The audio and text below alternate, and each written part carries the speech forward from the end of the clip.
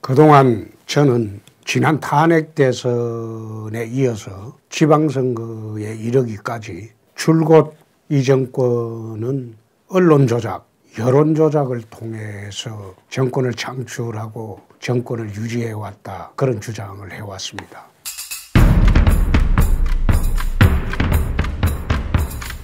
특히 언론에 기울어진 운동장 부분에 대해서는 수차례 그런 이야기를 해왔습니다.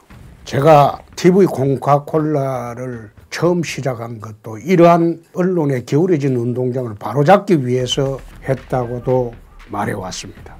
지난번 김경수 드루킹 사건 때 이미 대선 때 여론조작을 해왔고 지방선거 때 여론조작을 시도했다는 것이 판결문상으로 드러났습니다. 그런데 최근에 조선일보 미디어 연구소와 서울대 언론정보연구소의 분석 내용을 보면 이 정권이 얼마나 언론 조작을 통해서 정권을 유지하고 대국민 기망 전술을 해왔는지 명백히 드러나고 있습니다. 서울대 언론정보연구소의 분석에 따르면 박근혜 정권 2013년 2월 25일부터 2014년 7월 10일까지 거의 1년 한 4개월, 문재인 정권 2017년 5월 10일부터 2018년 9월 22일까지 한 1년 한 4개월, 양정권의 통틀어서 과연 라디오는 어떻게 변천해 왔고 TV나 기타 언론 매체들이 어떻게 변천해 왔는지 분석을 한 게 있습니다. 라디오 같은 경우를 보면 시사방송의 진행자와 출연자들은 박근혜 시절부터 전반적으로 민주당을 지지하는 경향이 있었지만은 문재인 정부 시기에 와서는 그 정도가 굉장히 심화됐다. 진행자를 보면 MBC, SBS, CBS, TBS 진행자들이 민주당을 지지하면서 특히 TBS의 김어준의 뉴스공장의 진행자의 민주당 지지 성향은 이것은 거의 편향됨이 드러나고 있습니다. 또 출연자를 보면 SBS, CBS, TBS 출연자들이 민주당 성향이 강하고 특히 SBS의 김용민의 정치쇼 출연자들이 강한 민주당 지지 성향을 갖고 있습니다.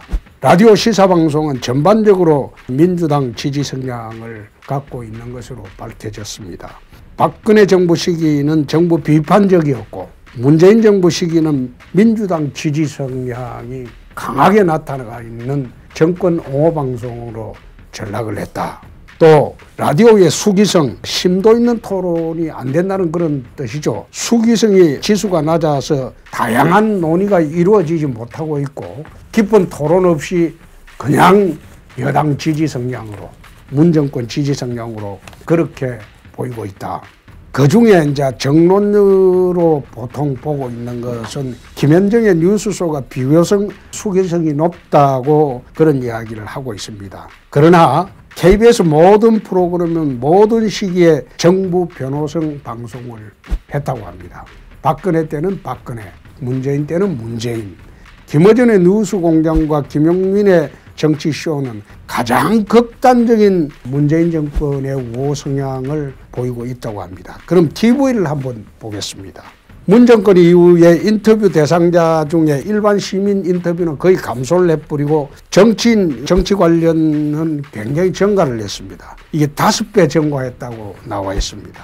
2019년 1월은 72.4%가 민주당을 비롯한 범여권 인사만 나와서 정권 옹호 방송을 했다고 합니다. 진행자의 주관적인 논평과 분석도 마지막에 보면 앵커나 진행자가 처음 시작할 때나 마지막에 클로징 멘트도 있죠. 그것도 대부분 정부 옹호적인 홍보방송으로 일관했다고 합니다. 문정권 시기의 프로그램의 편향성 증가를 보면 문정권 시기에 생긴 오늘 밤 김제동, 저널리즘 토크쇼, 탐사기억 스트레이트, 김어준의 블랙하우스 등 이런 모든 TV 프로들이 대부분 문정권의 홍보방송이었다. 또 KBS 프로그램은 라디오와 마찬가지로 공영방송이 지향하는 공론적 시사 프로그램을 제대로 하고 있지 못하고 있다. 결국 KBS는 TV도 박근혜 시절은 박근혜 방송, 문재인 시절에는 문재인 방송으로 그렇게 일관되고 있다, 그런 뜻입니다. 결론으로 보면 지금 문정부 하에서 라디오, TV 이 모든 매체들은 좌파 노영방송에 불과하다.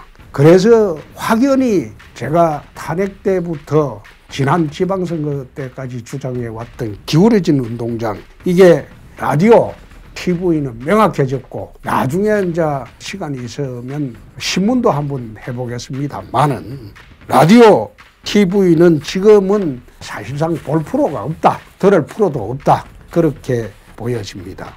공중파 TV 라디오 시사 프로그램은 이제는 공정과는 거리가 먼 좌편향 친정부 선전 방송이고, 어떻게 보면 이게 공공방송이라고 할 수도 없죠.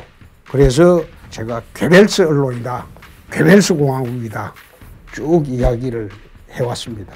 정부 방송이 지금 돼버린 교통방송, 이 교통방송은 원래 교통 이외에는 지금 못하게 돼 있죠.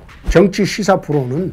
근데 지금 불법적으로 방송을 하고 있어요. 또 종교방송도 종교 선도 외에는 정치 프로그램 못하게 돼 있죠. 법률상으로 그렇습니다. 그런데 공공연히 지금 하고 있습니다. 그래서 정말 이제 와서는 공중파나 라디오나 이제는 오락이나 스포츠 중계만 보고 시사 프로그램은 볼 필요가 없어졌다. 저는 그런 생각을 했습니다. KBS는 특히 예산의 43%가 국민의 세금인 수신료인데 직원의 60%가 1억 이상 연봉자고, MBC는 2018년도 1,200억 원의 적자를 내면서까지 임원들이 특활비를 3천만 원씩 챙겼다고 합니다. 이런 상황에서도 정부는 지상파의 가상 광고, 간접 광고에 이어 중간 광고까지 허용하는 그런 특혜를 주고 있습니다. 이것은 정부의 나팔수 역할을 잘해줬다, 거기에 대한 보상이겠죠. 국회 문광위에 야당 의원들은 이 문제를 본격적으로 좀 따져서 기울어진 운동장, 편향된 언론을 반드시 바로잡아 주실 것을 부탁 말씀드리고, TV 홍카콜라는 보수 우파의 세상을 보는 새로운 창으로서 더욱 열심히 그 역할을 할 것을 오늘 다짐합니다. 감사합니다.